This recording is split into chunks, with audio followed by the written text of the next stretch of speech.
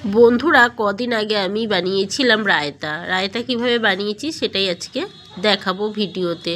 তো অন্যান্য সব উপকরণগুলো নিয়ে নিয়েছি।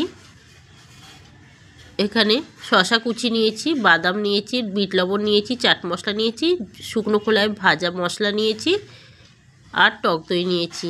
অল্প একটু মিষ্টিও নিয়েছি, সেটা চাইলে দিতে পারো, নাও দিতে পারো। এখানে দেখো একটা বোলের মধ্যে আমি কুচানো শসা নিয়ে নিয়েছি।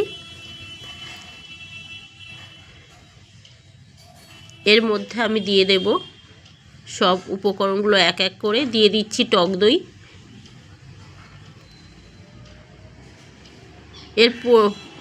টক দইটা পরে আরও কিছুটা অ্যাড করেছিলাম।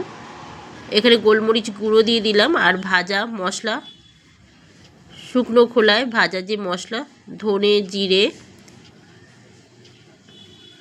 মৌরি, সেই মশলাটা দিয়ে দিলাম।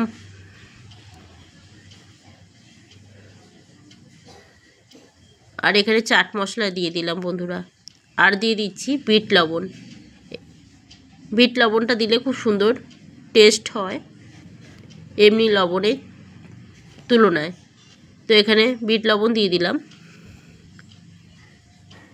এবার বেশ ভালোভাবে এটা মিশিয়ে নেব। খুব ভালো খেতে হয়। বাচ্চারা তো টক দই খেতে চায় না, কারণ প্রচণ্ড টক হয়। তো সেই জন্য আমি বানিয়ে নিয়েছিলাম রায়তা।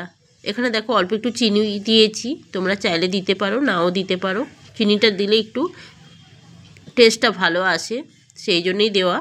কিন্তু চিনি তো শরীরের পক্ষে খাওয়া ভালো নয়, সেই জন্য তোমরা না চাইলে দিতেও নাও পারো।